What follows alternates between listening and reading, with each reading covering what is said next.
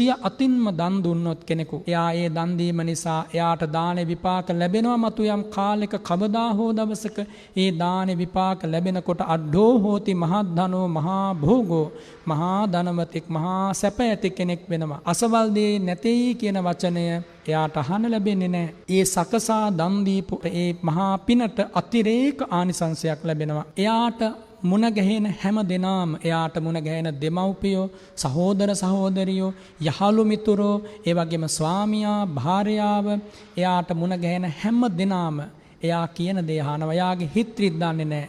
එයාට බොහෝම කීකරුයි. එයාට ලැබෙන ස්වාමියා එයාගේ අන ඉක්මවා යන්නේ නැහැ. එයාට ලැබෙන භාර්යාව බොහෝම සුවිනීතයි. දරු පිරිස සුවිනීතයි. සේවක පිරිස සුවිනීතයි. බොහෝම කීකරුයි. ලෙන්ගතුයි. හදවතින්ම ආදරය කරනවා. එහෙම කරන්නේ මක් නිසාද? සකසා දන් දීමේ පිනටයි.